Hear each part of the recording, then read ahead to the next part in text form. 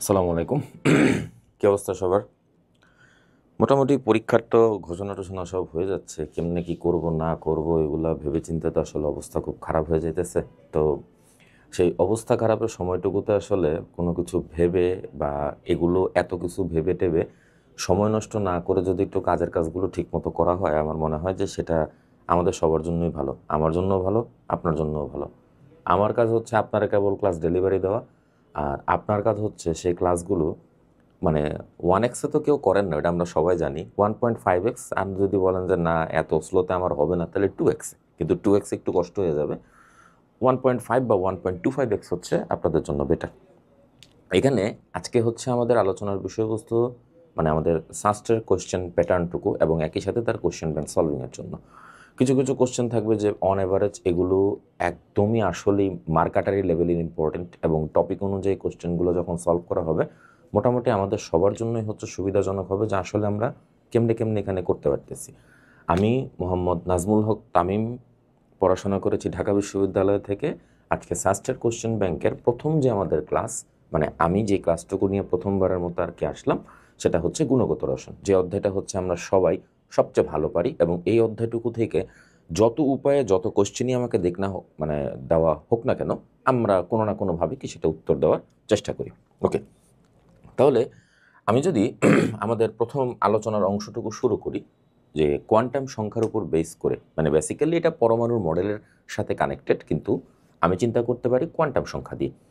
এখন প্রশ্ন আসছে যে কোনো একটি নির্দিষ্ট কক্ষপথে বা শক্তি স্তরে আবর্তনরত ইলেকট্রনের কৌণিক ভরবেগ এমভিআর সমান কত? তখন আমাদের উত্তর আসে এরকম যে এমভিআর ইজ ইকুয়াল টু, মানে আমরা যে বোর মতবাদ থেকে যেটা পড়ে আসছিলাম, MVR is equal to NH divided by 2 pi. তাহলে আমরা যদি কথাটা লিখি, MVR is equal NH divided by 2 pi. এখন এই এমভিআর মানে কিন্তু আমাদের বোঝানো হয়েছিল কৌণিক ভরবেগ, এমনকি আমাদের এগুলো নিয়ে হচ্ছে পর্যাপ্ত ম্যাথও করতে হয়েছে। তাহলে আমাদের কিন্তু আর তেমন কোনো কিছুটা লাগে না, বা আমরা কিন্তু অলরেডি শিখে ফেললাম যে আমাদের MVR is equal to NH by 2 pi, এবং এটার সলভিং এমন আহামরি কোনো কিছুই না, জাস্ট কোশ্চেন হিসেবে সামনে থাকা এবং আমাদের সমাধান করা। MVR is equal to NH by 2 pi. এখানে একটা ছোট জিনিস আমি সঙ্গে অ্যাড করে দিই। কথার কথা, কখনো কখনো দেখা যায় কি যে এন এর মান আমাদেরকে 2 ধরে নিতে বলছে, কথার কথা বললাম। এন এর মান যখন আমাকে 2 ধরে নিতে বলে, তাহলে ভাইয়া খেয়াল করি তো, আমাদের এমভিআর ইজ ইকুয়াল টু যখন 2h/2 পাই আমরা কানেক্ট করা শুরু করি, তখন সেখান থেকে আমরা পাই h/পাই। এটা আমরা পেয়ে গেছি। তাহলে এই যে আমি h/পাই এখানে পাইলাম, h/পাই মানে হচ্ছে আমাদের কি দ্বিতীয় কক্ষপথের জন্য তার কৌণিক ভরবেগের মান, দ্বিতীয় কক্ষপথ। এখন আমার ইচ্ছা হয়েছে যে না, আমি তৃতীয় কক্ষপথ নিয়ে কাজ করব, তাহলে আমি এটাও লিখতে পারি n ইজ ইকুয়াল টু 3। তখন আমরা লিখতে পারবো MVR is equal to 3h divided by 2 pi. এটাও কি আমাদের একটা আলাদা করে, মানে মান আমাদেরকে যেমনভাবে দেওয়া হোক না কেন আমি তেমনভাবেই কি সাজাতে পারবো। আর যদি স্যার যদি শুধুমাত্র ব্যাপারটা এরকম, উনি আমাদেরকে জাস্ট নর্মালি ভরবেগ জিজ্ঞেস করতেছে, তাহলে ভর এবং বেগের গুণফল, তাহলে এন এইচ ডিভাইডেড বাই 2 পাই আর, ব্যাস। মানে ফরমেশনগুলো হচ্ছে ব্যাপারটা এরকম, যত হচ্ছে আমরা কি করতে পারি, সাফল করতে পারি, প্রশ্নের দিক সেদিক ঘটাইতে পারি, এগুলো আমাদের জন্য সুবিধাজনক। একটি ইলেকট্রনের অবস্থানের অনিশ্চয়তা ডেল এক্স, একটা ইলেকট্রনের অবস্থান সম্পর্কিত ঘটনাকে ডেল এক্স দ্বারা ডিফাইন করা হয়েছে। আরেকটাকে বলা হয়েছে ভরবেগের অনিশ্চয়তা del P.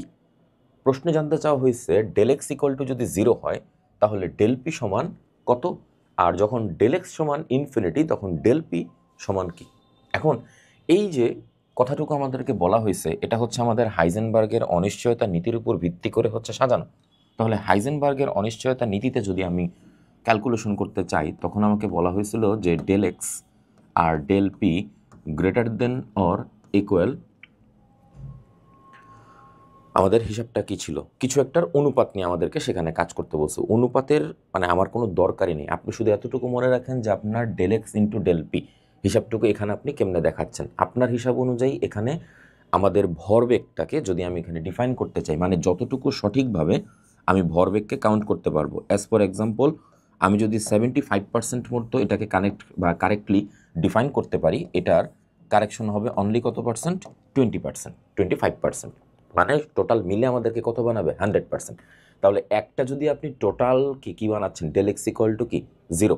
Del x equal to আপনি 0 বলতেছেন, দ্যাট মিনস অবশ্যই আমাদের ডেলপিটা কি হবে? একদম অসংজ্ঞায়িত হিসেবে আপনার সামনে আসবে। আর ডেল এক্স যেহেতু হচ্ছে অসংজ্ঞায়িত ইনফিনিটি, যেমনি আপনি এখানে প্রেজেন্ট করতেছেন, ডেলপি সমান কি হবে? 0 হবে।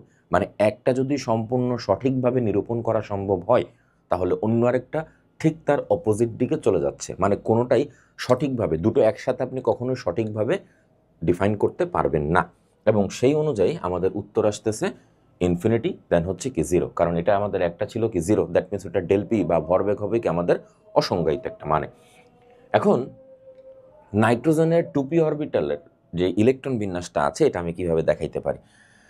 ব্যাপারটুকু অনেকটা এরকম যে আমরা যখন নাইট্রোজেন দ্বারা কাজ করা শুরু করি, নাইট্রোজেনের পারমাণবিক সংখ্যা 7 বিবেচনা করে শুরুতে আমি যখন হিলিয়াম লিখে বসে থাকি, হিলিয়ামের জন্য আমরা তখন আলাদা করে লিখে দিতে পারি হচ্ছে এখানে হিলিয়াম, তারপর হচ্ছে আমাদের 2s2, তারপর আমাদের জন্য লেখা হয় 2px1, তারপর লেখা হয় 2py1, এবং তারপর লেখা হচ্ছে কি 2pz1। ইলেকট্রন আগে একমুখী স্পিনে প্রবেশ করবে, তারপর আস্তে আস্তে বিপরীতমুখী স্পিনে প্রবেশ করা শুরু করবে। এবং একমুখী এবং বিপরীতমুখী স্পিনের কথা যখন আমাদেরকে ব্যাখ্যা করা হবে, তখন অবশ্যই পলের বর্জনীতি হওয়ার কোনো প্রশ্নই আসে না, আহ্বনীতি হওয়ার তো কোনো কথাই নেই, আর ডিআরই নিয়ে তো আমার কোনো চিন্তাও নাই। আমাদের চিন্তা কেবল একমাত্র কাকে নিয়ে? হুন্ডেন এই নিয়মটুকু নিয়ে। এবং হুন্ডেন নীতি তখন আপনি ডিফাইন করতেছেন, এই হচ্ছে আমাদের সেই হুন্ডেন নিয়ম। এবং আমাদেরকে যখন এই প্রশ্নগুলোকে এভাবে মানে মোটামুটি রেডি করতে বলা হয়, তখন দেখা যায় কি এরকম কনসেপচুয়ালি পড়াগুলো যখন পড়তে থাকবো, তত বেশি আমাদের জন্য মনে রাখাটা সুবিধাজনক হবে। এবার আসুন, পটাশিয়াম পারম্যাঙ্গানেটে ম্যাঙ্গানিজের ইলেকট্রন বিন্যাস কত আপনার কাছে আমি জানতে চাইলাম। পটাশিয়াম পারম্যাঙ্গানেট বলা হয়েছে। এখানে আমাদের আলোচনার বিষয়বস্তু হচ্ছে ম্যাঙ্গানিজ। পারমাণবিক সংখ্যা কত? আমি অবশ্যই এটাকে কত বলবো? পারমাণবিক সংখ্যা কত? 25। 25 যদি হয়ে থাকে, তাহলে এখন আপনি যদি একটু চিন্তা করেন, তাহলে শুরুতে আমাদের 18টা ইলেকট্রন কার জন্য চলে যাবে? আর্গনের জন্য। আর্গনের জন্য যদি 18টা ইলেকট্রন আমি এখানে ডিফাইন করে ফেলি, তাহলে আমাদের বাকি থাকার কয়টা? 7টা। পরবর্তীতে ইলেকট্রন হচ্ছে আমাদের কত হয়? 4s2। তারপর আপনি লেখার চিন্তা করেন কত, সেটা হবে 3d5। এখন আপনি চিন্তা করেন যে এখানে অ্যাকচুয়ালি আপনার ইলেকট্রনিক কনফিগারেশনটা ঠিকঠাক মতো আপনি লিখছেন কিনা।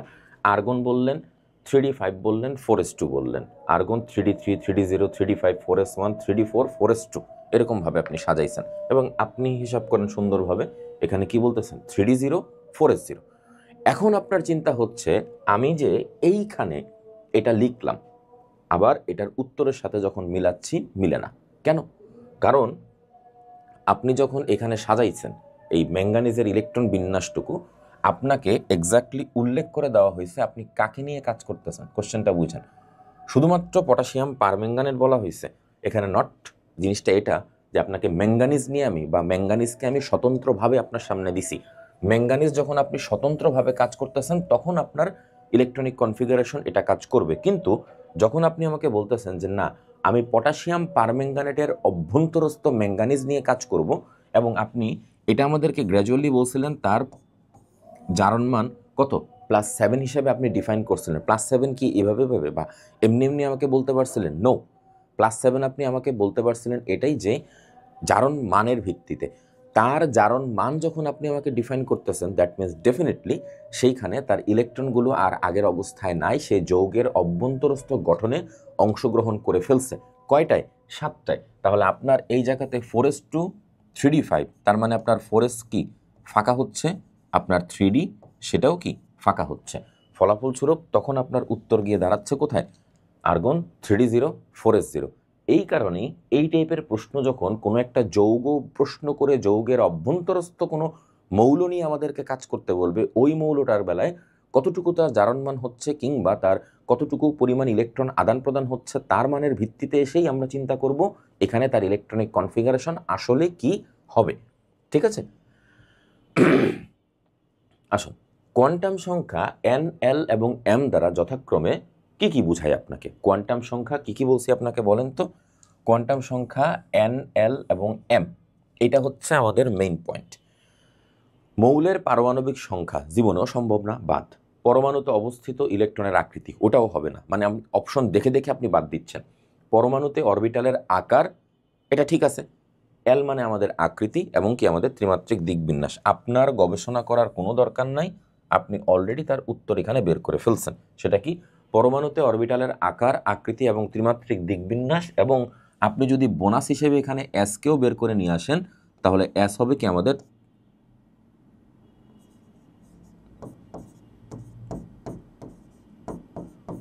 ঘূর্ণন দিক। ব্যাস, এই হচ্ছে আমাদের কি এখানকার বা কোয়ান্টাম সংখ্যা সম্পর্কিত যখন আমি কোশ্চেনগুলোকে ডিফাইন করতে আসব। পরবর্তীতে কোন দুটি অরবিটাল অভিলেপন দ্বারা পাই কখনো তৈরি করা সম্ভব না? কোনগুলোর দ্বারা কখনো পাই আপনি ক্রিয়েট করতে পারতেছেন না, এটা হচ্ছে আপনার কাছে কোশ্চেন। এখন আপনি না হয় নর্মালি শিখতেছেন কি যে মানে অ্যাকচুয়ালি এস আর এস অলওয়েজ আপনাকে কি দিবে? সিগমা দিবে, ঠিক আছে? এটা হচ্ছে আপনি মোটামুটি মুখস্থ জানেন, এস এবং এস অলওয়েজ আপনাকে সিগমা দিবে। কিন্তু আপনি আবার শিখছেন পাই বা পাই বন্ধন যখন তৈরি করা হয় তখন হচ্ছে সেখানে পি অরবিটালকে কাজে লাগানো হয়। কিন্তু এখানে প্রশ্ন করছে কি অ্যাকচুয়ালি কোন দুটি অরবিটালের অভিলেপন দ্বারা কখনো পাই বন্ধন তৈরি করা সম্ভব হবে না। এখন আপনি একটুখানি কষ্ট করে যদি আলাদা করে একটা অরবিটালিক এরকম একটা ফিগার আপনি ড্র করেন, মোটামুটি আপনি ধরে নেন এটাই সোজা আনুপাতিকভাবে।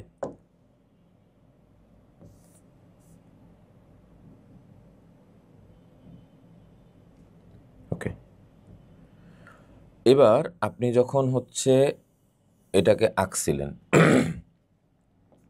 আপনি অবশ্যই এটাকে এক্স নাম দিছিলেন, এদিক বরাবর ওয়াই নাম দিছিলেন, এদিক বরাবর জেড নাম দিছিলেন। অনুভূমিক অক্ষ বরাবর আপনি কাকে সেট করছেন বলেন? এক্সকে না। তার মানে পি এক্স এবং পি এক্স অলওয়েজ হচ্ছে তারা মানে একটা ওভারল্যাপিং সরাসরি আপনাকে করে দেখাইতে পারবে। সরাসরি বলছি, পি এক্স এবং পি এক্স অলওয়েজ আপনাকে সরাসরি ওভারল্যাপিং করবে। কেন? কারণ তারা অনুভূমিকভাবে অবস্থান করতেছে, নট উলম্ব। উলম্বভাবে তো আমাদেরকে জেড বা ভিন্নভাবে দুটো তলের হিসাবে আমি যদি এই দুটো হাতকে এভাবেও সেট করে থাকি, এই দুটো হাতের হিসাবে আমাদের আরেকটা জিনিস থাকে, এই যে এটা হচ্ছে একটা অক্ষ, এটা হচ্ছে আরেকটা অক্ষ। এবং আমি যদি ঠিক এইভাবে তাকে সেট করে রাখি আমাদের এই কলমটাকে, তাহলে সেটা আরেকটা অ্যাক্সিস বরাবর আমাদের সামনে আসে। এবং পিএক্স এবং পিএক্স এরা কখনো হচ্ছে আপনাকে পাইবন্ধন তৈরি করে দিতে পারবে না। কেন? অনুভূমিকভাবে সে অবস্থান করতেছে। এই হচ্ছে আপনার উত্তর। এবং সেই উত্তরের হিসাবটুকুতে যখন আপনি আসতেছেন তখন এটা আপনি মনে রাখেন, পিএক্স এবং পিএক্স এটা উত্তরের সাপেক্ষে এরকমভাবে রাখতেছি যেন আপনার বুঝতে সুবিধা হয়। জাস্ট উত্তরটুকু পরবর্তীতে মিলিয়ে নেবে। হুন্ডের নিয়ম অনুযায়ী ভ্যানাডিয়াম মৌলে কয়টি বেজোর ইলেকট্রন থাকে? হুন্ডের নিয়ম অনুযায়ী স্ক্যান্ডিয়াম, টাইটেনিয়াম, ভ্যানাডিয়াম, বুঝেন কথা। আমি যখন আপনাকে ভ্যানাডিয়াম সামনে হাজির করে দিচ্ছি, ভ্যানাডিয়ামের জন্য হচ্ছে আপনি বলতেছেন কত? 23 বলার পর আপনি আমাকে বলতেছেন আচ্ছা এভাবে এত কাহিনী করার দরকার নাই, আপনার এখন সময় বাঁচানো দিয়ে কথা। শুরুতে আপনি বলবেন আর্গন। আর্গন বলা মানে আমার 18টা চলে গেল। আমি পোলাপানগুলারে হচ্ছে বারবার করে বলি, যতবার হচ্ছে মানে আপনাকে আমি 2-এর বেশি চলে গেছি আপনার মাথায় সেট হবে হিলিয়াম। আপনাকে আমি 2 থেকে 10-এ নিয়ে আসছি, 10 পার হয়েছি, তার মানে আপনার মাথায় সেট করবেন নিয়নকে বেস ধরে। আপনি 18 পার করছেন, আপনি বেস ইউজ করবেন কি? আর্গনকে বেস ধরে। যখন আপনি 36 পার হবেন তখন আপনি ইউজ করবেন কি? ক্রিপ্টনকে বেস ধরে। আপনার এর বেশি পরিমাণ তেমন কোনো একটা মৌলটৌল নিয়ে ঝাঁঝামেলা আপনার সাস্টে করবে না। এবং আপনার যা কোশ্চেন বলতে পারেন এই 40-এর মধ্যে আপনি আটকায় থাকবেন। তার মানে কি 1 থেকে 40 পর্যন্ত মোটামুটি একটা আইডিয়া আপনি মাথায় সেট রাখা মানে কি মোর দেন এনাফ। তাহলে ভ্যানাডিয়াম নিয়ে যখন আপনার কাজ করা শুরু হইল তখন আপনি আমাকে বললেন কি এটা হবে আমাদের 4s2। তারপর আপনি আমাকে এখানে বলতেছেন কি 3d3। এখন ভ্যানাডিয়াম 5 মৌলে, এই 5টা মানে কি আপনাকে হিন্টস দিছে সে যে এখানে তার ইলেকট্রন কয়টা হচ্ছে, মানে হিসাব অনুযায়ী তাকে কতগুলো বেজোর ইলেকট্রন আপনার দেখাইতে হবে বা তার যোজনী এখানে কত আছে। তাহলে আমরা যদি নর্মালি তাকে ইলেকট্রনিক কনফিগারেশনে লিখতাম তাহলে আপনি আমারে বলতেন কি যে এখানে হচ্ছে আমার 4s2, এটা হচ্ছে আমাদের কি 3d5-এর মতো করে আপনি এখানে আঁকা শুরু করছেন, রাইট? এখন এটা যদি আপনি বলে থাকেন তার মানে আপনার এখানে কয়টা? একটা। কিন্তু আমি আপনাকে কি 3 ইউজ করতে বলছি নাকি 5 ইউজ করতে বলছি? 5। তার মানে আপনি এটাকেও কি ঠ্যাঙায় নিয়ে ওই পাশে পাঠিয়ে দিচ্ছেন। তাহলে নতুন করে আপনি যেটা আমার সামনে হাজির করতে পারতেছেন নতুনটার জন্য তখন আপনি বলতেছেন কি এখানে হবে আমাদের একটা, এবং এইখানে সম্পূর্ণ পুরোটা অংশ যখন আপনি রেডি করতেছেন তখন আপনার হিসাব হচ্ছে 1 2 3, এখানকার একটা হচ্ছে অটোমেটিক আপনি এই জায়গাতে নিয়ে যাচ্ছেন, এটা হচ্ছে কি আরেকটা। এবার গুণেন অযুগ্ম কয়টা আছে বা বেজোড় কয়টা আছে, উত্তর 5টা। এই হচ্ছে আপনার অ্যান্সার, এখানে অ্যান্সার শেষ। এই যে আপনাকে সিস্টেমটা দেখানো হয়েছে এই সিস্টেমেই আপনার বাকিগুলো আবার অ্যান্সার বের করতে হবে। আমি এখানে হুন্ডের নিয়মে ভ্যানাডিয়াম না দিয়ে ঢাকা ইউনিভার্সিটির কোশ্চেন আপনাকে হুন্ডের নিয়মে হচ্ছে বা আয়রনের বেলায় আয়রন 2+ বা আয়রন 3+ এর অযুগ্ম ইলেকট্রন সংখ্যা কত ওইটা জিজ্ঞেস করছে। এখন আমি আপনাকে ভ্যানাডিয়াম করাইছি, আপনার পরীক্ষায় আয়রন দিল, তা আপনার প্রসেস কি সেমই থাকবে। আপনি ওই আর্গন দিয়ে শুরু করবেন, 4s0 লিখবেন, তারপরে গিয়ে আপনার যাবতীয় যা কথা। এখানে তো আপনার আলহামদুলিল্লাহ যে ভ্যানাডিয়াম মৌলের কথা জিজ্ঞেস করছে, এমন যদি বলতো ভ্যানাডিয়াম 5+, তাহলে অযুগ্ম ইলেকট্রন কয়টা থাকতো? একটাও না। কেন? 5টাই হচ্ছে তার কি বন্ধন গঠনে অংশগ্রহণ করে ফেলছে। ওকে, এবার আপনি এখানে পাচ্ছেন কত? 3টা। এখন ভ্যানাডিয়াম ইউজুয়ালি আপনাকে যতটুকু পরিমাণ ব্যাখ্যা দিতে পারে, ভ্যানাডিয়াম 3টাও হইতে পারে, 5টাও হইতে পারে, কতগুলো বেজোর ইলেকট্রন থাকে আপনাকে এখানে হিন্টস দেওয়া আছে কি ভ্যানাডিয়াম 5।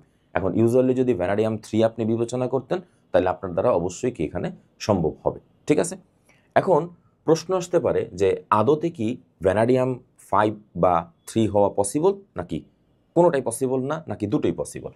যদি আমরা ভ্যানাডিয়ামের জন্য আলাদা করে একটু চিন্তা ভাবনা করে থাকি, আপনি আমারে বলতেছিলেন যে এখানে হচ্ছে আপনার 4s কি 2, তারপর আপনি আমাকে বলতেছিলেন 3D XY 1, 3D YZ 1, তারপর 3D ZX, এরকম করেই তো আমরা মোটামুটি কি সাজাই। তো সাজানোর পরে দেখা গেল কি আমি যত প্রকারই এখানে চিন্তা ভাবনা করি না কেন আমার এই জায়গাতে হচ্ছে তার 2টা অযুগ্ম অবস্থায় থাকতেছে। তাহলে 2টা যে অযুগ্ম অবস্থায় থাকতেছে, এইখানে 1 থাকতে পারে, এখানে 1 থাকতে পারে, এখানেও কি 1 থাকতে পারে। এখন কোশ্চেনটা কি? কোশ্চেন হচ্ছিল আমাদের ভ্যানাডিয়াম 5 মৌলে কয়টি বেজোর ইলেকট্রন থাকে। এখন আপনাকে যখন 5 এখানে ইন্ডিকেট করে দিচ্ছে হয়ে যাবে তখন 5। যদি আপনাকে বলা হয়ে থাকে ভ্যানাডিয়াম 3, অন দ্যাট টাইম আপনার অ্যান্সার ইউজ করতে হবে কি 3। ঠিক আছে, এই হচ্ছে আমাদের এই হিসাবটুকু। আশা করতে পারি এতটুকু অংশ নিয়ে কারো কোনো কোয়েশ্চেন বা কোনো অবজেকশন থাকবে না। এটা কনফিউজিং, বাট এখানে 3ও ইউজ করা যাবে, আবার কি 5 ইউজ করা যাবে। হিন্টস হিসেবে আমরা এখানে কি ইউজ করতে পারি, যেহেতু আমাকে 5 এখানে বলে দেওয়া আছে। ওকে, আই থিঙ্ক এতটুকু নিয়ে কারো কোনো কনফিউশন বা কোনো কোয়েশ্চেন থাকবে না। এখন আমরা আর কি কি আলোচনা করতে পারি, আর কি কি পড়া সম্ভব, এই টাইপের কথা যখন হচ্ছে সামনে চলে আসে, এখন হঠাৎ করে হচ্ছে চিন্তা হইতে পারে কি যে আচ্ছা উত্তর দেওয়া আছে 3, ভাইয়া ব্যাখ্যা করলো 5, এটা কি মানে উত্তর ভুল না ভাইয়া ভুল? কনফিউশন হইতে পারে। এখানে কনফিউশনের হিসাবটুকু হচ্ছে সবার আগে এড়ানোর বিষয় কি, ধরেন আমি যখন আপনারা এখানে ডিফাইন করে দিচ্ছি, যখন আপনি কোনো একটা কিছুর ব্যাখ্যা পড়তে যাবেন, একটা জিনিসের হচ্ছে ভুল ব্যাখ্যা না পড়ার থেকে জিনিসটুকুকে সময় নিয়ে ব্যাখ্যা দেওয়া আরও ভালো। আপনার কাছে উত্তর এখানে 3, উত্তর 3, আমি কিন্তু একবারও বলি নাই উত্তর 3 হবে না, কিন্তু আপনি দেখতেছেন কি এই জায়গাতে আমি হচ্ছে বিভিন্ন ভাগে ভেঙে চুরে আপনাকে আমি 5 দেখানোর একটা প্রবণতা বোধ করাইছি। হিসাবটুকু হয় কি আসলে যখন আপনাকে আমি হিন্টস হিসাবে বলবো হুন্ডের নিয়ম অনুযায়ী, হিন্টস বলতেছি মানে আপনাকে আমি একটা অপশন হিসেবে এখানে ইউজ করতে বলতেছি, দ্যাট মিন্স সে অটোমেটিক কিসে চলে যাবে, তার ওই ফলথ্রুতে ওই রুলসের আন্ডারে চলে যাবে, তার আন্ডারে গিয়ে 3। কিন্তু যখন আপনি ভ্যানাডিয়ামের বেলায় চিন্তা করতে গেছেন, ভ্যানাডিয়াম যেমন আপনাকে 3ও শো করতে পারবে, ভ্যানাডিয়াম আপনাকে 5ও কি শো করতে পারবে। এগুলো ছাড়াও আরও যোজনী আছে, যে যোজনী আমাদের তেমন একটা দরকার পড়ে না। এখন আপনি যেমন নর্মাল একটা এক্সাম্পলের কথা বলেন, V2O3 ভ্যানাডিয়াম পেন্টক্সাইড, V2O3 বলেন, V2O5 বলেন। এখন V2O5 যখন বলা হচ্ছে ভ্যানাডিয়াম পেন্টক্সাইড আপনি বানাচ্ছেন, V2O3ও কি আপনার দ্বারা কি তৈরি করা সম্ভব? তাহলে যখন আপনি V2O5 বানাচ্ছেন আর V2O3 দুটোর বেলায় কি আপনার একটুখানি হইলেও ঘটনা ভিন্ন রকম হবে। ভ্যানাডিয়াম পেন্টক্সাইড আপনি ইউজ করতে পারতেছেন, সন্নিবেশ বন্ধন সেখানে তৈরি করতে পারতেছেন, তার মানে কি যোজনী 4 হিসেবে ওখানে ইউজ করতে পারবেন।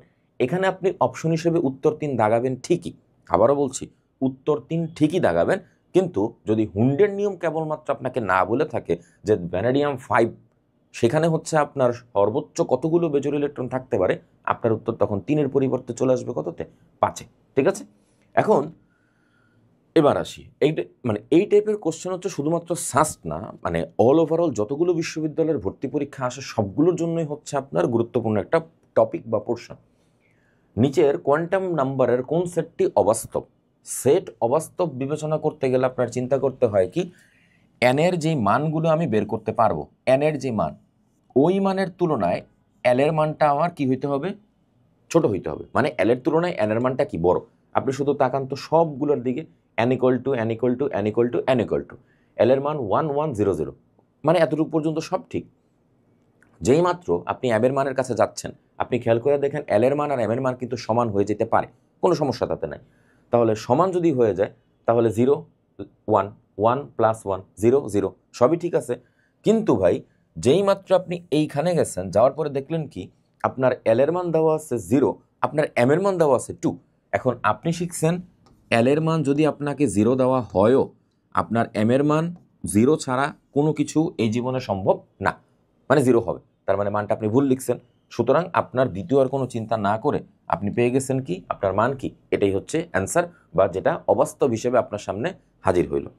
ঠিক আছে, এখন আবার এটা তো আমাদের উত্তর হিসেবে এখানে রয়ে গেল, কোন মৌলের ইলেকট্রন শক্তির অবস্থা কোয়ান্টাম সংখ্যা দ্বারা প্রকাশ করা যায়? কোন মৌলে ইলেকট্রন শক্তির অবস্থা কোয়ান্টাম সংখ্যা দ্বারা প্রকাশ করা যায় কোনো মৌলের বেলায়? নিচের কোন সেটটি বাস্তবায়ন অযোগ্য? প্রশ্নটারে সহজভাবে না বলে একটু পেঁচাইছি। দেখুন তো আপনার কাছে এখন কি কি মনে হইতে পারে? পেঁচানো মানে কি, আলটিমেটলি কোনটা বাস্তব আর কোনটা কি অবাস্তব। আপনি শিখছেন এন এর মান, আপনার শেখা হয়েছে কি এন এর মান যদি 1 হয় তাহলে এল এর মান আপনার 0 হবে। যদি আপনার সেই জায়গাতে এম এর মান বের করতে চান তাও 0 হবে। এস এর মান আপনি প্লাস হাফ মাইনাস হাফ এভাবে ডিফাইন করতেছে। এটা হচ্ছে একটা নর্মাল রুলসের মতো, বা প্রথম কক্ষপথের বেলায় আপনি দেখলেন। চট করে সবার নিচে চলে আসেন, ওটা উত্তর আর কি। যেহেতু এন ইকুয়াল 4, আপনি এন এর মান 4 বললেন, এল এর মান আপনার হওয়ার কথা ছিল 0 1 2 এবং কত 3। আপনি এর মধ্যে কাকে চুজ করছেন? শুধুমাত্র 3কে। বুঝছেন, এল এর মান যদি 3 হয় তাহলে এম এর মান হবে আমার -1 0 এবং কে +1। -1 0 +1 আপনি পাইছেন কত মান? 2। জীবনে সম্ভব না, আপনার কোনো চিন্তা ভাবনার দরকার নাই। আপনি শুধু এটা মনে রাখেন, আপনাকে আমি যখন এন এর মান বলবো তার মানে কক্ষপথের আকার, যখন এল এর মান বলবো কক্ষপথের আকৃতি, যখন আমি আপনাকে বলতেছি এম এর মান তার মানে চৌম্বকীয় দিকবিন্যাস, যখন বলবো এস এর মান তার মানে কি ত্রিমাত্রিক দিকবিন্যাসের পরে যেটা আসবে ঘূর্ণনক্ষ সেটা। এন এর মানের হিসাব যখন আমরা করা শুরু করি, এন এর মান থেকে এল এর মানটা অলওয়েজ কি থাকতে হবে, এক ছোট থাকতে হবে, এম এর মানটা সমান সমান থাকতে হবে। তাহলে সেই বিবেচনা এখানে 1 আর এখানে 2, এই কারণে কি এটা আমাদের অযোগ্য। এই হচ্ছে আমাদের অযোগ্যতার হিসাব। ক্রোমিয়াম পরমাণুর সঠিক ইলেকট্রন বিন্যাস খেয়াল করে দেখেন। আগেরবার আপনি ম্যাঙ্গানিজ নিয়ে কাজ করছেন, আমি আপনাকে এখন বলতেছি কি ক্রোমিয়াম। কিছুক্ষণ আগে আপনি যখন ক্রোমিয়ামের কথা বলছিলেন বা ম্যাঙ্গানিজের কথা নিয়ে আলোচনা করছেন, সেখানে আমি বলছিলাম যে এই টাইপের জিনিসগুলো যখন থাকবে তখন আপনি আর্গনের কাছে চলে গেছেন। বুঝাচ্ছেন কত এখানে? আর্গনের হিসাব কি 24, তাই তো? তাহলে আর্গনের জন্য আপনার 18টা চলে গেল। এই জায়গাতে আপনি ক্রোমিয়ামের জন্য লিখতেছেন এখানে 4s1, তারপর আপনি লিখতেছেন কত 3d5। এখন আপনি বলুন ক্রোমিয়াম পরমাণুর সঠিক ইলেকট্রন বিন্যাস কি হবে? এখানে আপনার আর্গন বলা হয়েছে, তারপর আপনি বলতেছেন 3d5, তারপর কত বলতেছেন 4s1, 3d5 4s1। দেখুন 3d5 4s1। এবার আবার এখানে পিছনে আসেন, আপনাকে এই কোশ্চেনটাই স্যার রিভার্স করতে পারে, ভিন্নভাবে দিতে পারে। কেমনভাবে? আপনাকে তখন আমরা বলতে পারি এরকমভাবে, আপনি আর্গন নিয়ে কাজ করতেছেন, ইটস ট্রু। আর্গন না বইলা আপনি যখন হচ্ছে ওই আর্গনকে ইউজ করে ক্রোমিয়ামের কাছে চলে গেছেন, 1 2 3 4 5, আপনি 4s এর বেলায় বলতেছেন কি আরও কি একটা। আপনার মোট 6টা অযুগ্ম ইলেকট্রন পাওয়া গেছে। এই ক্রোমিয়াম পরমাণুর জন্য আপনাকে বলা হইল তার অযুগ্ম ইলেকট্রন সংখ্যা কত। প্রশ্ন চেঞ্জ, যেটা পড়ে আসছেন প্রশ্ন চেঞ্জ। তাহলে আপনার উত্তর কত আসলো? 6। সেমভাবে আপনার স্যার আবার আপনাকে বলতে পারে যে ক্রোমিয়াম পরমাণু যে আমি কাজ করতেছি এটা ক্রোমিয়াম না হয়ে হইল কত ক্রোমিয়াম 3+। এখন আপনি বলেন এইবার কি আর আপনার 6টা থাকবে না, 3টা দান করা হয়ে যাচ্ছে, তাহলে এবার কয়টা হবে? 3টা। একটা মাত্র মৌল নিচ্ছেন, প্রশ্নের ধরন এখানে বুঝিয়ে দেওয়া হয়েছে, যে কোনো উপায়ে আপনি প্রশ্ন এখান থেকে পেয়ে যাবেন। এখন নাইট্রোজেন পরমাণুতে 3টি বেজোর ইলেকট্রন বিদ্যমান, যেটা পূর্বে আপনি করছেন, মানে যার আগে পরে 1 বছর আগে পরে সেম কোশ্চেনটাই হচ্ছে, ওরকমভাবে আপনাকে বানায় দিছে, এবং তার হিসাবটুকু কিসের উপর ভিত্তি করে? হুন্ডের নীতির ভিত্তিতেই হচ্ছে এই সূত্র আপনাকে দেওয়া হয়েছে। হুন্ডের নিয়ম অনুযায়ী আপনি এখানে কি দেখাইতে পারবেন। এখন 4s ইলেকট্রনের Nl এবং m এর মান কত? 4s বলা হয়েছে, তার মানে সর্বপ্রথম আপনি আমারে বলতেছেন n এর মান এখানে কত? 4। n এর মান 4 হলে l এর মান আসলে 0 1 2 3 হওয়ার কথা ছিল, কিন্তু 4s বলছে। s মানে হচ্ছে এই যে আঙ্গুলের কড়াই গুণে যেভাবে আমরা পড়ছি 0 1 2 3 s p d f, s বলা হয়েছে, তার মানে আমার মান কি আসবে এখানে? l এর মান 0। l এর মান যদি 0 হয়, উইদাউট এনি ডাউট আমার m এর মানও কি হবে? 0 হবে। আমার উত্তর শেষ। বের করেন 400 কোথায়? 400। এই হচ্ছে আপনার প্রশ্ন সলভ করার জন্য যেই সুন্দর একটা নিয়মের হিসাব। এবং হয়ে গেল ম্যাগনেসিয়াম। ভাই এটার মতো মানে ম্যাগনেসিয়ামের ইলেকট্রনিক কনফিগারেশন, তাহলে মানে এখানে তো উত্তর দেওয়াই আছে, তারপরে যদি আমরা একটুখানি লেখার চেষ্টা করি, তাহলে আমরা বলবো 1s2 2s2 2p6, তারপরে আমরা বললাম 3s2। আর যদি ইলেকট্রন দুইটা দান করা হয় 1s2 2s2 2p6, এখানে হচ্ছে আমাদের কি 3s0। তাহলে এবার আপনি বলেন 1s2 2s2 2p6 3s2, 1s2 2s2 2p6 3s2, আর এখান থেকে ইলেকট্রনটা কি চলে যাচ্ছে, ফলাফল স্বরূপ এটা অ্যাকচুয়ালি কি 3s0। না দিলেও সমস্যা নেই, জাস্ট আপনাকে বোঝানোর জন্য এখানে কি বলে দেওয়া, এটাই হবে আমাদের সেই কাঙ্ক্ষিত উত্তর। এবং এত সহজ প্রশ্ন মনে হয় না এখন কি আর আসবে। হাইড্রোজেন পরমাণুর ইলেকট্রন এক শক্তি স্তর থেকে ইলেকট্রন কোন শক্তি স্তরে স্থানান্তরিত হয়? অ্যাকচুয়ালি প্রশ্নটাতে ব্যাপারটুকু এরকম যে মানে কি বলা হয়েছে এখানে, মানে প্রশ্নের ধরন কি, এগুলোর কোনো কিছুই অ্যাকচুয়ালি এখানে কোনো ডিফাইন করা হয়নি। হাইড্রোজেন পরমাণুর ইলেকট্রন এক শক্তি স্তর থেকে হাইড্রোজেন পরমাণুর ইলেকট্রন এক শক্তি স্তর থেকে ইলেকট্রন কোন শক্তি স্তরে স্থানান্তরিত হয়। কারণ হাইড্রোজেন পরমাণুর বলে তো যে কোনো কিছুই হইতে পারে, আপনি সপ্তম থেকে 1 নম্বরে আনতে পারেন, 6 থেকে 1-এ নিয়ে আসতে পারেন, এখানে বিভিন্ন কথা, তার ইউনিটের ভ্যালুটুকু দেওয়া, এটা অ্যাকচুয়ালি কোনো কোশ্চেন রেজিংয়ের কোনো কিছু নাই, এটাতে হচ্ছে কি আমাদের কোনো অ্যান্সার হিসাবও নাই, মানে এটা কোশ্চেনটুকুই হচ্ছে কি কনফিউজিং একটা কোশ্চেন, এই কারণে এটা নিয়ে কোনো কাজকর্ম আমাদের এখানে থাকতেছে না। তবে যেহেতু কথা প্রসঙ্গে চলে আসছে, কথা প্রসঙ্গে আপনাকে এখানে আমি একটা কথা বলতে পারি যে আমরা যখন হচ্ছে ভ্যালু কাউন্ট করতে আসি, ভ্যালু কাউন্ট করতে গেলে আপনি তখন আমাকে লিখে দেন কি nu bar is equal to 1/λ, তারপরে আমরা বলতে পারি RH 1/n1 square minus 1/n2 square বলে, তারপর n2 গ্রেটার দেন n1 আপনি বলে দেন। এই হোল ইকুয়েশনের উপর বেস করেই কিন্তু টোটাল আপনি ঘটনাটুকু ঘটাইছেন, এবং এই ঘটনা সামনে আবার আরো বেশি করে আপনার সামনে আসবে। দেখেন এটাতে একটানে আমি অ্যান্সারে নিয়ে গেছি, তার একটা রিজন আছে। যেই বছরে পরীক্ষা দিছে, যেই বছরে পরীক্ষা দেওয়া হয়েছে,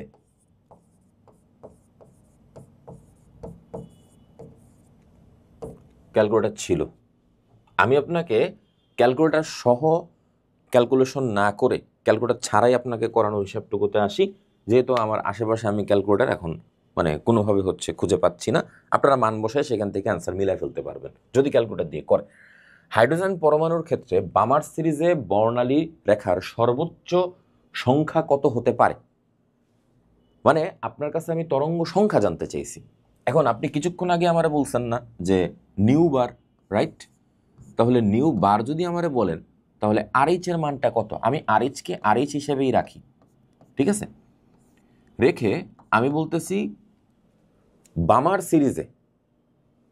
সিরিজের সর্বোচ্চ পরিমাণ হাইড্রোজেন পরমাণুর ক্ষেত্রে বামার সিরিজে বর্ণালী রেখার সর্বোচ্চ তরঙ্গ সংখ্যা কত হতে পারে। এখন আপনারে কি বলা হয়েছে একবারও যে আপনি আসলে কই থেকে কই নামাচ্ছেন? বলছে না, কেবলমাত্র এটা বলছে আপনি বামার সিরিজ বানাচ্ছেন। বামার কখন হয় এটা বলেন? যখন আপনি 2 নম্বরে নামাচ্ছেন, যে কোনো কক্ষপথ থেকে ইলেকট্রন দ্বিতীয় কক্ষপথে নেমে আসলে আপনি বামার সিরিজের কথা বলতেছেন। তাহলে আপনি আমাকে বলতে পারবেন 2 স্কোয়ার মাইনাস, এইবার আপনি সমস্যায় পড়ে গেছেন যে বামার সিরিজের আমাকে বানাইতে বলছে, বাট আপনি কোত্থেকে আনবো সেটা তো আমাকে বলে নাই, বলছে না, তাহলে আমি কোত্থেকে করব? তখন আমার হিসাব হচ্ছে যেহেতু আমাকে কোনো কিছু সে বলে দেয় নাই, এর কারণে আমি করব কি, জাস্ট তার ইমিডিয়েট উপরের কক্ষপথের কথা চিন্তা করব। তাহলে আপনার হিসাব গিয়ে দাঁড়ালো কত, 3 স্কোয়ার। এরপর আপনি ক্যালকুলেশন করবেন, আর এইচ লিখলেন, 1/4 পাইলেন, এখানে 1/9 পাইলেন। লসাগু করতে গেছেন, আপনি এই জায়গাতে পাইছেন হচ্ছে 36, এখানে 9 - 4, ফলাফলস্বরূপ RH ইন্টু 5/36 ক্যালকুলেশন করে এরপর আপনি কিছু একটা উত্তর এখান থেকে বের করে ফেলবেন। কারণ কি RH এর মান কত, ওই যে 10.97 × 10⁶ ক্যালকুলেটারে চাপবেন, ভ্যালু আসবে, মিটার ইনভার্সে বসে দেবে। আপনার স্যার এখানে একটা বদমাইশি করতে পারে আপনার সাথে, ওইটার বিষয়ে একটুখানি সাবধান থাকেন। কেমন লেভেলের বদমাইশি, উনি আপনাকে মানটা এরকমভাবেও দিতে পারে যে 1.09 × 10⁻7 মিটার ইনভার্স, অথবা এটাও বলতে পারে 1.09 × 10⁵ সেন্টিমিটার ইনভার্স, যেমন বলে আপনারা, এগুলো নিয়ে কোনো সমস্যা নাই। আর ওভারঅল অ্যাকুরেট ভ্যালু হিসেবে আপনি যেটা কাউন্ট করছেন সেটা হচ্ছে 1,09,678 সেন্টিমিটার ইনভার্স ধরে আপনাকে মুখস্থ করাইছে, ঠিক আছে? ওকে, এবার তরঙ্গ সমীকরণ সংক্রান্ত তথ্য। লিথিয়াম 2+ আয়নের চতুর্থ শক্তিস্তর থেকে দ্বিতীয় ইলেকট্রন ধাপান্তরিত হলে চতুর্থ শক্তি স্তরে, এখানে হবে খুব সম্ভবত দ্বিতীয়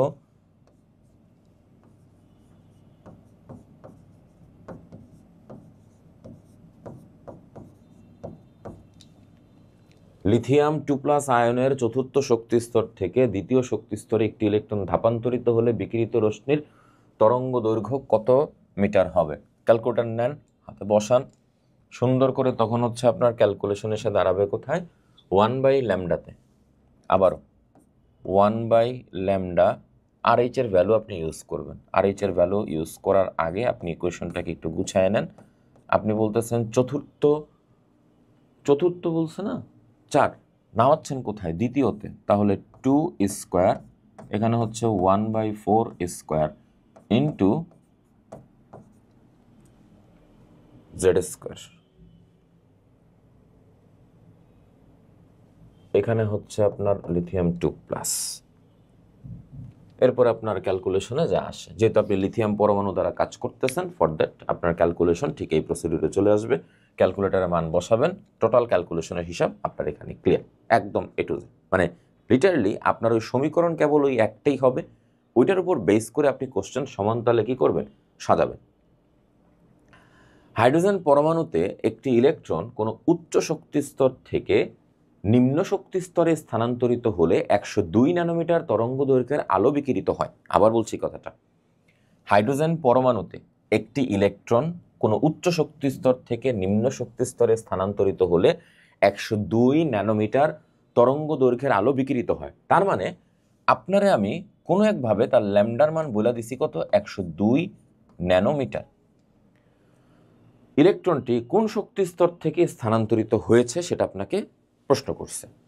কোন একটি ইলেকট্রন নিম্ন শক্তি স্তরে স্থানান্তরিত হলে তরঙ্গ দৈর্ঘ্য এরকম বিকিরিত হয়, কোথা থেকে স্থানান্তরিত হয়েছে এটা আপনার কাছে আমি জানতে চেয়েছি। এটার কি কোনো আইডিয়া আপনার কাছে আছে? মানে লিটারলি আপনার মাথা কিন্তু গরম হয়ে গেছে।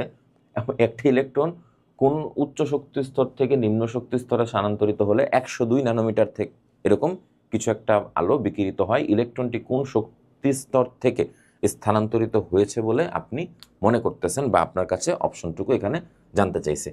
এই প্রশ্নের উত্তরটুকু দিতে গেলে আপনার চিন্তা করতে হবে যে আপনার এখানে হিন্টস কি, ন্যানোমিটার। এই ন্যানোমিটারের জন্য কি আপনার আলাদা কোনো কোনো কিছু আপনি এখানে পাইছেন, বা কোনো ব্যাখ্যা কি আপনার সামনে আসছে? এই যে ব্যাখ্যা আপনি চাচ্ছেন বা আপনি দিতে চাচ্ছেন কোনো না কোনোভাবে, বলেন তো এটার উত্তর কেমনভাবে আপনি চিন্তা করতেছেন, বা কেমনভাবে আপনার কাছে আসলে মনে হইতেছে যে এই উত্তর এই প্রসিডিউরে আমাদের পক্ষে দেওয়া সম্ভব। তার আগে আপনার একটু ঠান্ডা করে আনি যে আপনি এখানে 3 পাইছেন। কিন্তু এইটা অ্যাকচুয়ালি যে আপনি 3 বলতেছেন, এটা আপনার রিজনটা কি? আপনারে এখানে একটা হিন্টস দেওয়া, বলছিলাম না শুরুতেই, আপনারা কি বলছি, উত্তর 3, এটা আগে আপনারা ঠান্ডা করে নেওয়া। কিন্তু মাথা গরম হচ্ছে এই কারণে, কেমনে 3? আপনারে বলা হয়েছে কোনো একটা থেকে শক্তি বিকিরণ করছেন, করে ল্যামডা পেয়ে গেছেন, কিন্তু কই আসছেন এটা বলেন নাই। উল্টা জানতে চাইছি কি, কোথা থেকে আসছেন। এখন প্রশ্ন হচ্ছে, আপনি যখন ওই তরঙ্গের সীমানাগুলো পড়তে গেছিলেন, সীমানাগুলো পড়ে আলাদা করে আপনারে বলি। আপনি বলছেন দৃশ্যমান আলোর জন্য 380 থেকে 780 ন্যানোমিটার, আরেকটা হচ্ছে আপনার 10 থেকে 380, আরেকটা হচ্ছে আপনার 780 ন্যানোমিটার থেকে 1 মিলিমিটার। এখন আপনি বলেন, পুরো সেট আপ যে আপনি এখানে বানাইছেন 10 থেকে 380-র মধ্যেই কিন্তু আপনার উত্তরটা এখানে এসে আটকাইছে। সেটা কত? 102 ন্যানোমিটার, তাই না? তার মানে আপনি ইউভি পাইছেন। ইউভি পাইতে গেলে বা 102 পাইতে গেলে আপনার প্রথম শক্তি স্তরে নেমে আসতে হবে। আপনি জাস্ট ধরে নেন আপনার N2-র মানটা এখানে বের করতে হবে, যেখানে আপনার N1-এর মানটা অ্যাকচুয়ালি কত? 1। তাহলে আপনার হিসাব অনুযায়ী দাঁড়াইলো 102 nanometre is equal to RH into 1/N1 square minus 1/N2 square। Finally আপনি আমারে যেটা বলতে পারবেন, এরপরে আপনার ক্যালকুলেশন শুরু। 102 লিখলেন, ওখানে মানটা কিসে দেওয়া আছে? আচ্ছা, RH এর মান তো বলে নেই, সুতরাং তাতেও কোনো সমস্যা নেই। ন্যানোমিটার তো, ন্যানোমিটার থেকে মিটারে নিতে গেলে আপনি 10⁻⁹ দ্বারা গুণ দিবেন, মিটারে হয়ে গেল। আর এখানে আপনি লিখতে পারবেন 1.097 ইন্টু 10⁻7 ইন্টু, আপনি এখানে 1/N1 স্কোয়ার বলতেছেন, তার মানে শুধুমাত্র 1, আর আপনার এখানে আসছে কি 1/N2 স্কোয়ার। ব্যাস, এবার জাস্ট আপনার ক্যালকুলেশন করা লাগবে। এখন এই যে পুরা মাথাটা আপনার গরম হয়ে গেছে, সূত্র কিন্তু সেম, জাস্ট হিসাবটা হয়েছে কি, কোনো এক জায়গা থেকে আনছে, আয়না কোথাও একটা পাঠায় দিছে।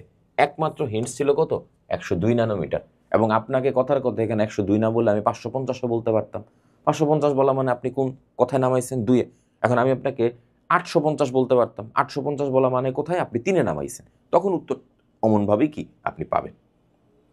আচ্ছা, এবার হাইড্রোজেন পরমাণুতে লাইমেন সিরিজ একটি ইলেকট্রন N=6 শক্তি স্তর থেকে এত, মানে এগুলা কিছু একটা করে বিকৃত হলে ফোটনের শক্তি এত আপনি পাইছেন। একই সিরিজে একটি ইলেকট্রন N=2 শক্তি স্তর থেকে স্থানান্তরিত হলে বিকৃত রশ্মির ফোটনের শক্তি কত হবে, এটা আপনার কাছে আমি জানতে চাইছি। তাহলে হিসাবটা কি দাঁড়াইলো? লাইমেন সিরিজ, এটা হচ্ছে আপনার একটা হিন্টস।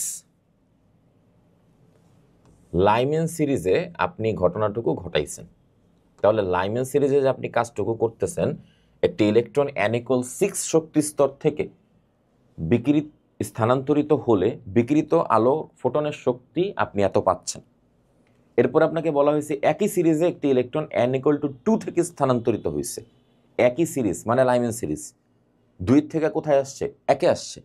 তাহলে স্থানান্তরিত হলে বিকৃত আলোক ফোটন শক্তি কত, এটা আপনার কাছে আমি কোশ্চেনে জানতে চাইছি। এখন আপনি এখানে দুইভাবে করতে পারেন। নর্মাল প্রসিডিওরে বলি। নর্মাল প্রসিডিওর হচ্ছে আপনি নর্মালি একটা সিরিজ বানাবেন। কোন series? Lyman series. Lyman series বানাইতে গেলে আপনাকে আনতে হবে কোত্থেকে, বা মানে কোথায় নামতে হবে আপনাকে? আপনি বলবেন আমার নামতে হবে কোথায়? N1-এ। আপনি আসছেন কোথা থেকে? 2 থেকে। শেষ। মানে এত কিচ্ছার তো আপনার এখানে দরকার নেই। আপনার কিচ্ছা কি? আপনি কোত্থেকে আসছেন, আপনি কোথায় গেছেন, আপনার কিচ্ছা শেষ। অ্যান্ড কিচ্ছা যে এখানে শেষ হয়েছে, আপনি বলতেছেন যে বিকিরিত আলোকরশ্মির ফোটন কত কিলোজুল। কিলোজুল হিসাব করতে গেলে আপনার এখান থেকে ক্যালকুলেশন শেষ করে আপনি কোনো প্রকার চিন্তা বা কোনো প্রকার ভয় ছাড়া আমাকে কি বলতে পারবেন? ল্যামডা। Definitely possible. এখন যে আপনি ল্যামডা বের করতে পারছেন কোনো প্রকার ভয় ভীতি ছাড়া, E=h nu বা hc/λ ইকুয়েশনে বসায়া আপনার দ্বারা এই সমীকরণ ক্যালকুলেশন করা পসিবল। ক্যালকুলেশন আপনার জন্য কোনো সমস্যা এখানে নাই। শুধুমাত্র কথা একটাই, আপনি আর কোনোভাবে কি করতে পারতেন? হ্যাঁ পারতেন। আপনাকে তখন হচ্ছে শক্তির মানের হিসাব করে কোথায় আসছে, কোন কক্ষপথের হিসাব আপনাকে করা হয়েছে, সেটা আপনি করতে পারতেন। এত কাহিনীর আপনার দরকার নেই। যেটা একদম ট্রেডিশনাল প্রথাগত পদ্ধতি, আপনি এমনি ক্যালকুলেশন করবেন, এখান থেকে আপনার উত্তরটুকু চলে আসবে। উত্তর কি এখানে দেওয়াও আছে। হাইড্রোজেন পরমাণুর চতুর্থ শক্তি স্তর থেকে তৃতীয় শক্তি স্তরে আগত ইলেকট্রনের বিকিরিত রশ্মির তরঙ্গ দৈর্ঘ্য কত? একই কথা আবারও, হাইড্রোজেন পরমাণুর চতুর্থ শক্তি স্তর থেকে, তাহলে আমরা আবারও যদি বলি 1/λ ইজ ইকুয়াল RH 1/3²। এবার আর হচ্ছে এত বড় সূত্র লিখতে গেলাম না, সরাসরি মান বসায় দিলাম। তাহলে আমার RH এর মান কি দাঁড়াচ্ছে? এখানে RH এর মান আর লিখেন না, 1/9, আর এখানে লিখতে পারেন 1/16। তাহলে RH ইন্টু 16 আর 9 গুণ করলে কত আসবে? 144। আর এটার বেলায় আপনি তখন বলতে পারবেন 16 মাইনাস 9, 16 থেকে 9 বাদ দিলে আপনার উত্তর কত থাকবে? 7। ক্যালকুলেশন করবেন, 7/144 এখানে বসাবেন। বসানোর পরে আপনাকে বের করতে বসে তার তরঙ্গ দৈর্ঘ্য। টোটাল ক্যালকুলেশন করে ইনভার্স করে দিলে আপনার ল্যামডা বের হয়ে যাবে। ল্যামডাটুকু কোথায় বের হবে? ডিপেন্ড করতেছে তার RH এর মানের উপরে। RH এর ইউজুয়ালি যে মানগুলো আপনি ইউজ করেন সেই মানগুলো হচ্ছে আপনার, মানে আমি যেমন হচ্ছে একদম প্রচলিতভাবে পুরো বড় মানটা ইউজ করে হচ্ছে অভ্যস্ত, সেন্টিমিটার ইনভার্স। বা আমি যদি এটাও বলি 1,09,678,00 মিটার ইনভার্স, তাতেও কোনো ভুল নাই। যদি আপনার শখ হয় যে না আমি 1.09 × 10⁷ মিটার ইনভার্সে করব, তাতেও আমার কোনো সমস্যা নেই। কিন্তু ডিপেন্ড করতেছে আপনি এখানে উত্তরটা কিভাবে মিলাবে। আপনি খেয়াল করে দেখেন, চতুর্থ শক্তি স্তর থেকে তৃতীয় শক্তি স্তরে আগত, চতুর্থ থেকে তৃতীয়তে আগত বিকৃত শক্তির বিকৃত যে প্রশ্নটুকু আছে তার তরঙ্গ দৈর্ঘ্যের মান কত আপনার আমি জিজ্ঞেস করতেছি। এখন মান কত জিজ্ঞেস করলে আপনার হিসাব আর কি দাঁড়াবে? নাথিং। এখানে আর কোনো ঝামেলাই আপনার নাই, আপনি তরঙ্গ দৈর্ঘ্যের মান এখান থেকে বের করে বসে আছেন। এখন আপনি হিন্টস হিসেবে এতটুকুই বলতে পারেন আমারে যে এইখান থেকে মানের ভিত্তিতে, মানে এইখানে যা যা আর কি বসানো হইতেছে সেই মানের ভিত্তিতে হচ্ছে আপনি এখান থেকে উত্তরটুকু বের করে বসতে পারবেন। যেহেতু আপনাকে আমি কি বলছি, তৃতীয় শক্তি স্তরে আপনি এখানে নামাচ্ছেন, ব্যাস। আশা করতে পারি এগুলোতেও আপনার তেমন কোনো সমস্যা হবে না। বামার সিরিজের সর্বোচ্চ তরঙ্গ রেখা কত হতে পারে হাইড্রোজেন পরমাণুর ক্ষেত্রে? বামার সিরিজের বর্ণালী রেখার সর্বোচ্চ তরঙ্গ সংখ্যা, সর্বোচ্চ বলা হয়েছে, সর্বনিম্ন না। এখানে সর্বোচ্চ বলা হয়েছে, সর্বনিম্ন বলা হয়নি। এই যে রেগুলার বেসিসে আপনি এই টাইপের কোশ্চেনগুলো এখানে ফেস করতেছেন, বামার সিরিজ আপনাকে বলা হয়েছে। এখন বামার সিরিজের সর্বোচ্চ তরঙ্গ আপনি কোথা থেকে আর কি আনতে পারেন? একটা হচ্ছে সর্বোচ্চ, আরেকটা হচ্ছে আপনাকে সর্বনিম্ন, দুই টাইপের কথা বলা হয়েছে। এখন সর্বোচ্চ বলা মানে হইতেছে আপনাকে রাখতে হবে ঠিক তার ইমিডিয়েট উপরেরটায়, আর সর্বনিম্ন বলা মানে আপনি একদম অসীম থেকে হচ্ছে তাকে নিয়ে আসা শুরু করবেন। আপনি জাস্ট ক্যালকুলেশন করবেন, ক্যালকুলেটর নেবেন, মান বসাবেন, এবং আপনার সাথে এখানে একটা বিন্দু, মানে সুন্দরভাবে যদি আমি হিসাব নিকাশ দেখাইতে পারি, সেই জিনিসটুকু হচ্ছে আপনার ক্যালকুলেশন শেষে যে উত্তরটুকু এখানে আসতেছে, এটা টোটাল ডিপেন্ডেন্সি হচ্ছে অ্যাকচুয়ালি একটা মাত্র ভ্যালুর উপর। কেন? ভ্যালুটা হচ্ছে, আপনাকে আমি বলছি কি সর্বোচ্চ, মানে আপনার সর্বোচ্চ যে ভ্যালুটা আছে 1/λ ইজ ইকুয়াল RH আপনার লেখা হয়ে গেছে ইন্টু 1/n1² মাইনাস 1/n2² আপনি বসাই দিচ্ছেন। আপনি হিসাব করতেছেন কি যে আপনার এখানে মানের ভ্যারিয়েশন কেমনভাবে হবে? বামার সিরিজ বলছি ভাই, বামার সিরিজ বলা মানে হচ্ছে আপনি অবশ্যই তাকে কোথায় নামাবেন? RH এর মান আপনার মতো করে আপনি বসাবেন। মান আপনি এখানে বলতেছেন 2² মাইনাস 1/, আলটিমেটলি অ্যান্সার কি 0, 1/4। এরপরে ক্যালকুলেশন করে যা উত্তর আপনার কাছে আসে। এখন হিসাব অনুযায়ী ব্যাপারটুকু অনেকটা এরকম, তাইলে কি আমার এটা মুখস্থ? হ্যাঁ, কাইন্ড অফ মুখস্থ। যদি আপনার স্যার কোনোভাবে, এখানে একটুখানি আপনারে বলে দিই, কোনোভাবে এই জায়গাতে সর্বোচ্চ না বলে যদি উনি আপনাকে সর্বনিম্ন বলতো, সর্বোচ্চ না বলে যদি সর্বনিম্ন বলতো, তখন আপনার ইকুয়েশন দাঁড়াবে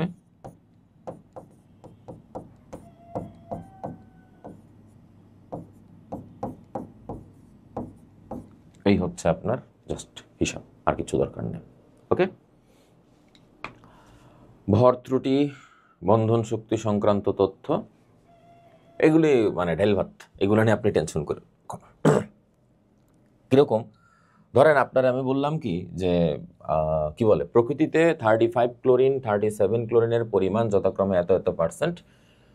ক্যালকুলেটর তো লাগবে ম্যাথ করার হিসাবে।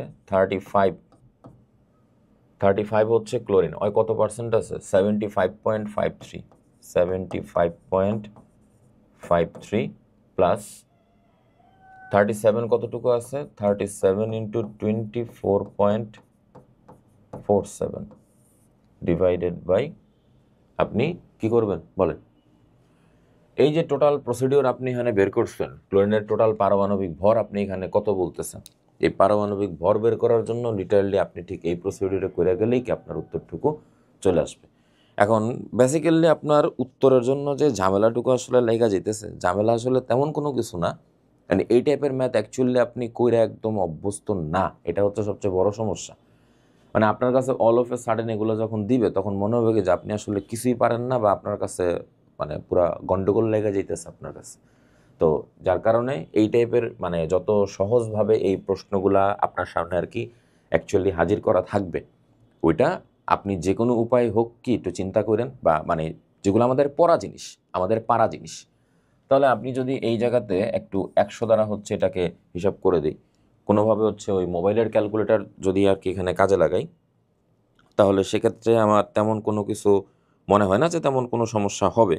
ক্যালকুলেশনের হিসাব করে একটা দেখি, 35 যদি আপনি লিখেন, তারপরে 75.53, তারপরে আপনার আরেকটা মান হচ্ছে যোগ 37 পয়েন্ট, আচ্ছা 37 তো এতটুকু, 37 না, শুধু 37 আছে, গুণ 24.47, আপনার উত্তর এখানে আসছে, দেখা যাচ্ছে 35, তারপরে বলা হচ্ছে 48.94 ডিভাইডেড বাই কত বলছেন? 100 না? এই যে আমি 100 দ্বারা ভাগ করে দিলাম, উত্তর আপনি পাইতেছেন 35.4894, যেটারই আপনি বেসিক্যালি হচ্ছে 35.5 দ্বারা কাজ করতেন। এই হচ্ছে আপনার ক্যালকুলেটিভ প্রসিডিওরে কোনো কিছু একটা এখানে যে আপনি আনছেন 35.5 আপনি অ্যাকচুয়ালি ধরতেন, কিন্তু এই জায়গাতে আপনি ধরবেন আসলে কত, এটাকে 35.49। মানের এরকম গ্যাঞ্জাম লাগায় রেখে দেখেই হচ্ছে এটা বের করে দেখাইছি, বলে দেখাইতাম না ওমা।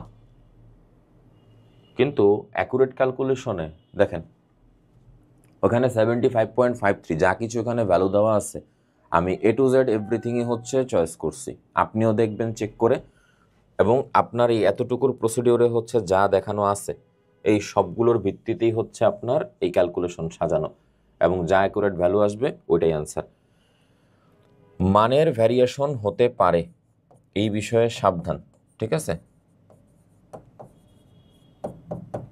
মানের ভ্যারিয়েশন থেকে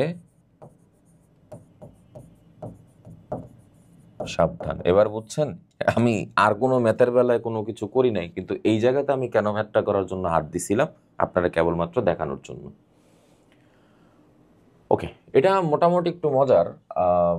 আপনার হিসাব রাখতে হবে পারমাণবিক সংখ্যার, পারমাণবিক ভর সংখ্যার যেন তেমন কোনো ঝামেলা না থাকে। কিরকম, আপনি এখানে পাচ্ছেন 7, এখানে পাচ্ছেন 2, যোগ করলে কত হবে? 9। 9 থেকে 8 বাদ দেন, তাহলে বাকি থাকে আর কত? 1। 1 কার বা অপশনে আপনার 1 কোথায় আছে দেখেন তো, নিচে হয় এ হবে না হয় বি হবে উত্তর। এবার উপরের দিকে তাকান, 14 এবং 4 যোগ করলে হবে কত? 18। 18 থেকে 17 বাদ দেন, থাকবে কত? 1। তার মানে আপনার উপরে ওকে 1 এবং এটাকে হাইড্রোজেন, তার মানে এটাই কি আপনার সেই অ্যান্সার। সিস্টেম দেখছেন? মোটামুটি এই সিস্টেমে যত করতে থাকবেন তত আপনার যেটা ভালো। আবার আলফা কণা, আপনি এই জীবনে যেই পরিমাণের আলফা কণা আপনি শিখছেন, মা গো মা আল্লাহ, 4He2 আপনার আলফা কণা রেডি। এখানে এ এবং বি এর ভ্যালু জানতে চাইছে, এখন আপনি হিসাব করেন 14 এবং 4 যোগ করলে কত আসে? ও আচ্ছা, ভালো কথা। এখানে আবার একটা হিন্টস দেওয়া আছে, প্রোটন। প্রোটন মানে কি বলেন তো, বলতে পারবেন? মানে প্রোটন মানে কি আপনার বোঝার কোনো উপায় আছে যে এখানে অ্যাকচুয়ালি মানে আপনারা আমি কি হিন্টস করতেছি? মানে আপনারা কিন্তু আমি নিউট্রন বলি নাই, বুঝছেন কথা? আপনারা আমার নিউট্রন বলা না, তার মানে আমার উপরে 1 নিচে 0 বা ইলেকট্রন বলা না, কোনো কিছুই বলা না।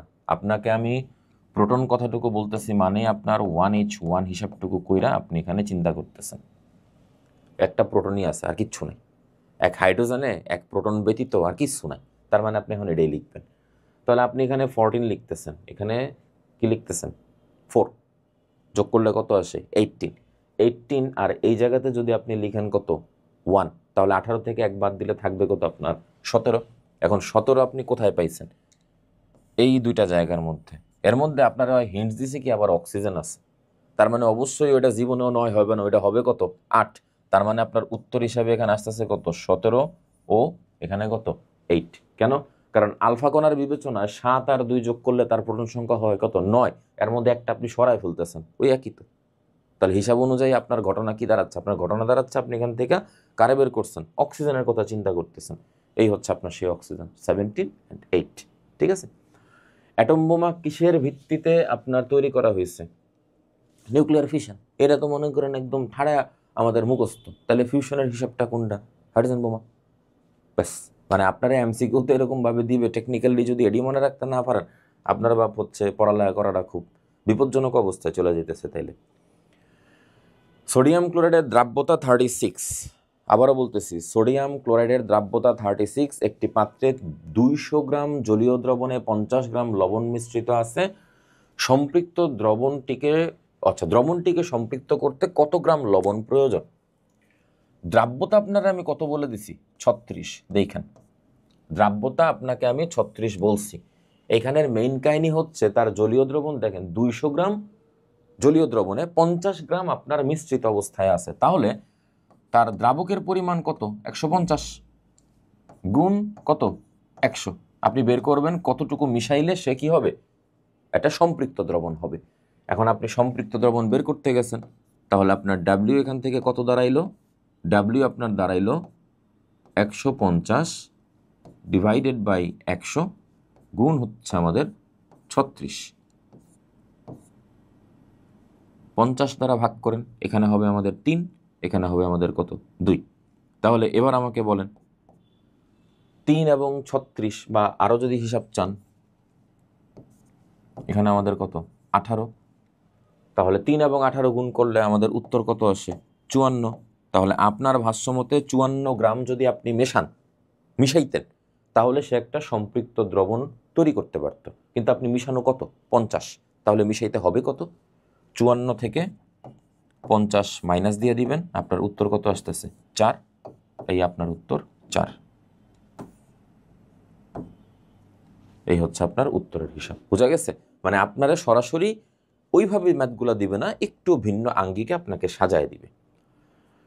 আবার বলা হইল 200 গ্রাম পানিতে, মানে টোটাল দ্রাবকের পরিমাণ আপনারা বলে ফেলছে 200, 90 গ্রাম লবণ মিশ্রিত করে দেখা গেল কিছু লবণ অদ্রবীভূত রয়েছে। লবণের দ্রাব্যতা 36। আবার 36-এ চলে গেছে লবণের দ্রাব্যতাটুকু নিয়ে। তো লবণের দ্রাব্যতা যখন আপনি কোনোভাবে আমাকে 36 বলতেছেন, এবার আপনাকে বলা হয়েছে কত গ্রাম পানি যোগ করলে কোনো রকমের সব রকম লবণ দ্রবীভূত হবে। এখন আপনার 90 গ্রাম লবণ সে মিশ্রিত অবস্থায় নিয়ে গেছে, তাহলে আপনি যে সূত্র পড়ছিলেন M-M, সূত্র কি পড়ছিলেন? M-M, মানে কি? ওইটা আমার দ্রাবকের পরিমাণ। তাহলে ওইটাই আপনার অ্যাকচুয়ালি কি হবে? এখানে M-M আপনি আমার এখানে বলতেছেন, ইন্টু আপনি এখানে কত বলতেছেন? 100। হিসাব ঠিক আছে? এমনিতেই তো করবেন। এখন আপনার এখানে কতটুকু নিয়ে আপনি কাজ করছেন? 200 গ্রাম। মানে আপনার কাছে আমি আসলে জানতে চাচ্ছি কতটুকু পানি আপনার অ্যাড করতে হবে। এখন কতটুকু পানি অ্যাড না করার চিন্তা কইরা আপনি চিন্তা করেন কিভাবে আপনি তার ক্যালকুলেশনটুকু এখানে আবার সাজাইতেছেন। তাহলে M-M যদি আপনি আমাকে এখানে লিখে দেন, তাহলে আপনি আমারে বলতে পারবেন M-M এর হিসাব। তাহলে 90 ডিভাইডেড বাই হচ্ছে 36 ইন্টু যদি আপনি 100 করেন, দেখেন তখন আপনার চিন্তা থাকবে কি আমি কিভাবে ক্যালকুলেশন করতেছি। 18, এটা হবে আমাদের 5, এটা হবে কি আমাদের 2, রাইট? 18 দ্বারা কাটাকাটি করতেছেন, 5 18 90, আর 18 দুগুণে 36, 100 আর 2 কাটাকাটি করে আপনি উত্তর পাচ্ছেন কত? 50। 5 এবং 50 গুণ করে উত্তর কত আসতেছে আমাদের? 250 ml আমাদের কি দ্রাবকের পরিমাণ। অথচ আপনি নিছেন কতখানি? 200। আপনার দরকার কতখানি? 250। কেন? কারণ 200 নেওয়ার কারণে কিছু রয়ে গেছে। 250 আপনি অ্যাড করলে কি হবে? সুন্দর করে মিলে যাবে। কিন্তু আপনার আগে থেকে কত রেডি আছে? 200 রেডি আছে। অ্যাকচুয়াল ভ্যালু কত দাঁড়ালো? 250। তাহলে আপনার অ্যান্সার কত দাঁড়াবে? 250 মাইনাস 200। উত্তর কত? 50। ও সরি 50 ml। ঠিক আছে, এই হইতেছে আপনার অ্যান্সার, 50 ml। এবি যৌগের এম বা মলিকুলার ওয়েট হচ্ছে আপনার এত দেওয়া আছে, দ্রাব্যতার গুণাঙ্ক এত, যৌগটির দ্রাব্যতা কত হবে। তাহলে আপনি ক্যালকুলেশন যেমন করতে পারেন, আপনার মলিকুলার ওয়েট এখানে বলা, এবি যৌগের মলিকুলার ওয়েট 140, এবং আপনাকে আমি বলে দিছি তার কেএসপি। তাহলে কেএসপি যদি ধরেন তাহলে 4.0 ইন্টু 10⁻⁻10, এটা আপনি সাজাইছেন। তারপর আপনাকে এখানে আবার বলা হয়েছে দ্রাব্যতার গুণাঙ্ক, আপনাকে বলে দেওয়া হয়েছে মোল স্কোয়ার পার লিটার স্কোয়ার যৌগের দ্রাব্যতা কত। এবি টাইপের কোন একটা যৌগ আপনার আমি দিছি। এখন ব্যাপারটা কেমন দাঁড়াচ্ছে না, এটা যদি আপনার মোল স্কোয়ার হয়, মানে আপনি নর্মালি ভাবেন এটা যদি তার দ্রাব্যতার গুণাঙ্ক হয়, তাহলে অ্যাকচুয়ালি তার কেএসপি আপনার আমি বলে দিছি কোন টাইপের যৌগে, এবি টাইপের কোনো যৌগে, এবং এই টাইপের কোনো যৌগের জন্য অ্যাকচুয়ালি তাহলে এস স্কোয়ার গিয়ে কি দাঁড়াইলো?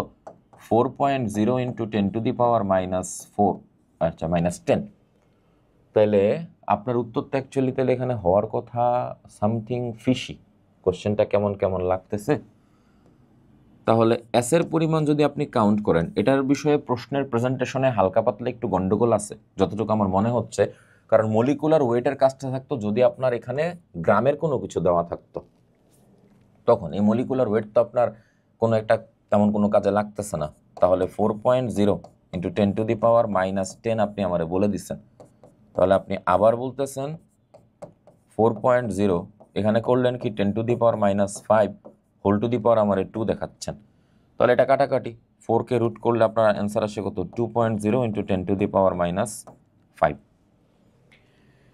আমার হিসাব মতে এইখানে খুব সম্ভবত আপনার গ্রাম টাইপের কোনো কিছু একটা হবে, নইলে আপনার এই মলিকুলার ওয়েটের কোনো কাজ ছিল না। আর যদি আপনি ওইভাবে ক্যালকুলেশন করেন, খেয়াল করে দেখেন আপনার উত্তর কততে এসে থাকে। হয় আপনার এখানে ক্যালকুলেশনের বা ভ্যালুর কোনো প্রেজেন্টেশনের ঝামেলা হয়েছে। এটা আপনাকে এখন আমি বলে দিচ্ছি আমার পার্সোনাল অপিনিয়নে, বা যেহেতু আমি এখন আর ক্রস চেক করে আপনাদেরকে হোল্ডার রেখা তো দেখতে পারবো না, তবে আমার মনে হয় এইভাবে হচ্ছে ক্যালকুলেশনটুকুই আপনি কন্টিনিউ করবেন। কেএসপি আপনাকে দেওয়া থাকবে, হাতে কলমে ক্যালকুলেশন আপনাকে আমি এখানে বলে দিলাম 2.0 ইন্টু 10⁻⁻5, হ্যাঁ -5ই হবে।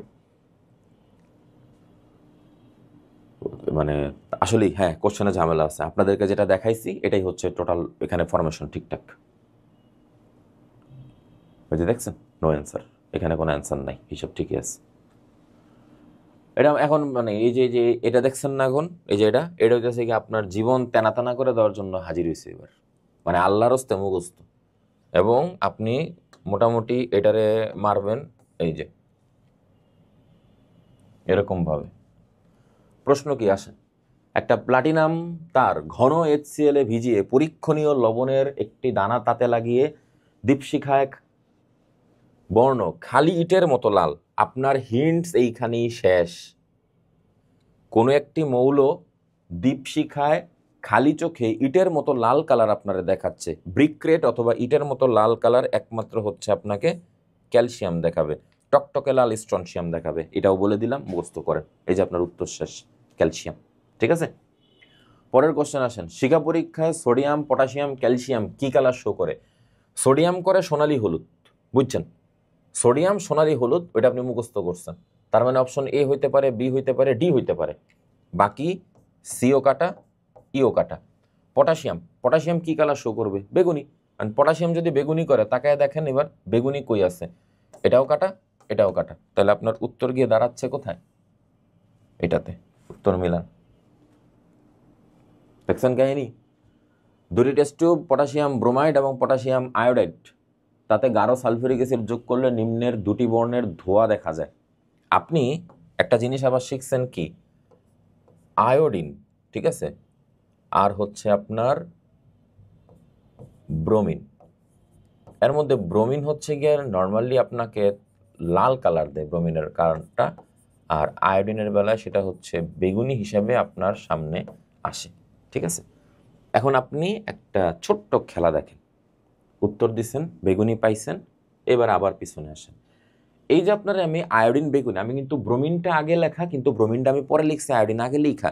কেন এই কাজটা করছি? কারণ আয়োডিনের হিসাবটা আপনার মাথায় আমি ঢুকাইছি আগে। আয়োডিনের বেলায় আপনি কি পাইতেছেন? বেগুনি কালারটা পাইতেছেন। এখন আপনি আয়োডিনের বেলায় বেগুনি পাচ্ছেন, আর ব্রোমাইডের বেলায় লালচে বাদামি একটা পদক্ষেপ বের করতে পারতেছেন। আপনার উত্তর এটা, মুখস্থ করেই বসে থাকুন। ঠিক আছে, এরপরে নিম্নের কোন মৌল, ও যে আবার একই কথা, ক্যালসিয়াম এটার মতো লাল। কয়বার এসে দেখছেন? ক্যালসিয়াম 3বার। তারপর আবার দেখেন, একটি জলীয় দ্রবণ থেকে অ্যামোনিয়াম অক্সালেট। অ্যামোনিয়াম অক্সালেট চিনেন? আচ্ছা, যদি না চিন্না থাকেন আসেন আপনার অ্যামোনিয়াম অক্সালেট চিনাই। প্রথমে আপনারা আমি অক্সালিক অ্যাসিড চিনাই। এই হচ্ছে আপনার অক্সালিক অ্যাসিড। দুইটা হাইড্রোজেন অপসারণ করতেছেন, C+O। আপনি সুন্দরভাবে হচ্ছে কি করতে পারতেছেন, এই জায়গাতে এটা মুছা দেন, এটাও মুছা দিলেন।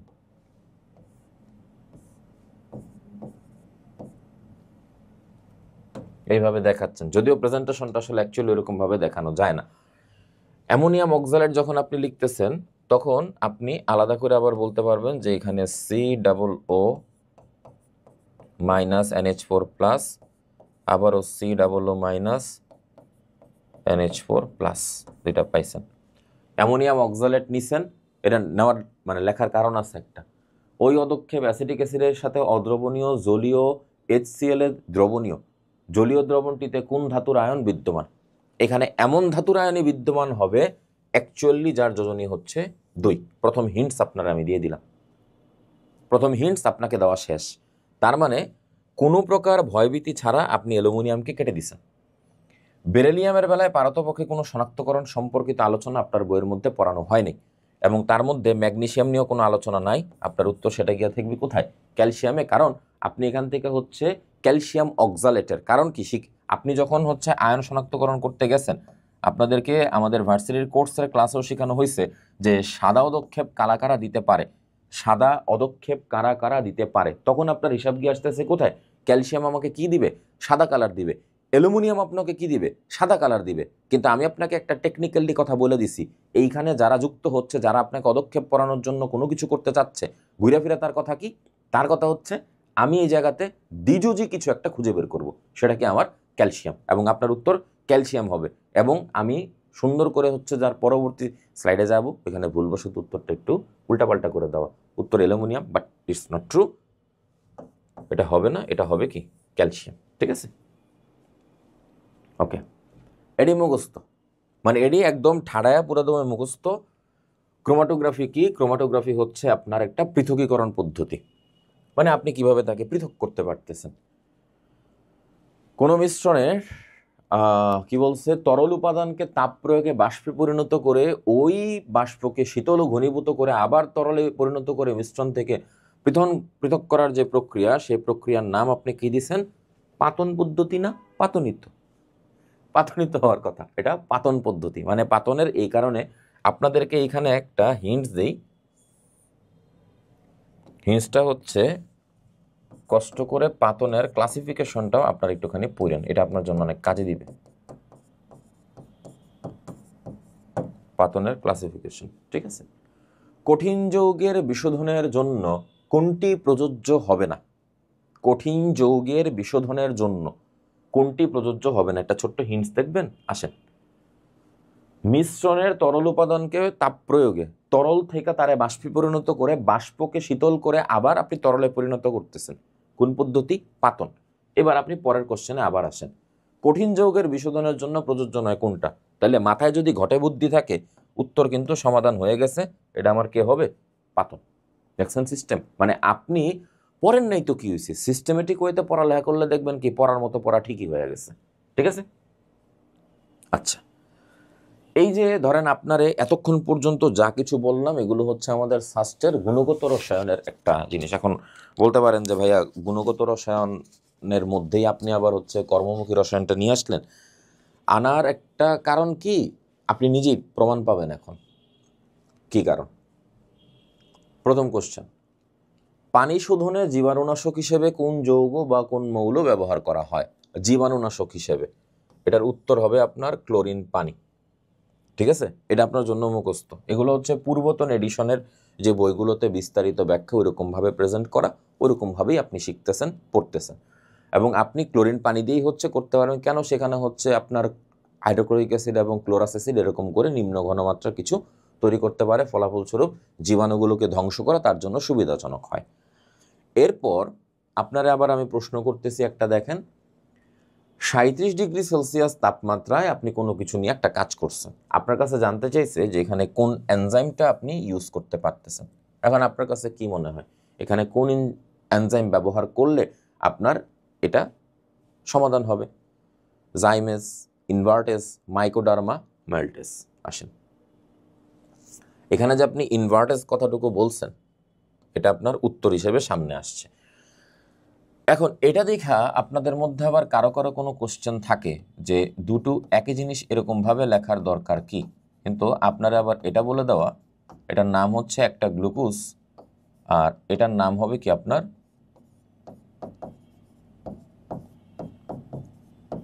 ফ্রুক্টোজ। একটা হচ্ছে আপনার অ্যালডিহাইড আর একটা আপনি কি পাচ্ছেন কিটোন। এবং ইনভার্টেজ এনজাইমের উপস্থিতিতে এই কাজগুলো হয়েছে। এবং আপনি এটা কোত্থেকে পাইছেন? বেসিক্যালি হচ্ছে ভিনেগারের কনসেপ্টে আপনি আসছিলেন যখন। আমার পার্সোনাল অপিনিয়ন ভিনেগার এবং প্রিজারভেটিভ এই দুইটার বেলায় আপনি সাবধান থাকেন, নইলে ধরা খাওয়ার একটা ভালো পসিবিলিটি আছে। ভিনেগার এবং প্রিজারভেটিভ বেটার। আর আমাদের কিউএনএ পাবলিকেশনসের মধ্যে আপনি পাবেন। এবং আপনার কোশ্চেন এই জায়গাতেই মামলা ডিসমিস। তাহলে এখন আপনি বলেন আপনার ওই কর্মমুখী রসায়নের জন্য আমার আলাদা একটা স্লাইড বা আলাদা একটা হচ্ছে ক্লাস রেকর্ড করে আপনার সামনে এরকম কোশ্চেন ব্যাংকে দেওয়ার থেকে আমি একবারই হচ্ছে এখানে দিয়ে দিলাম, তাহলে আপনি একসাথে সাথে দুইটা আপনি একটানে পার হয়ে গেলেন। এখন মাত্র দুটো প্রশ্ন এ যাবৎকালে আসা, গত বছর এখান থেকে আসছে ভিনেগার থেকে। এখন ভিনেগারের পাশাপাশি হচ্ছে আপনার এবারে সিলেবাসে কিন্তু প্রিজারভেটিভসও আছে।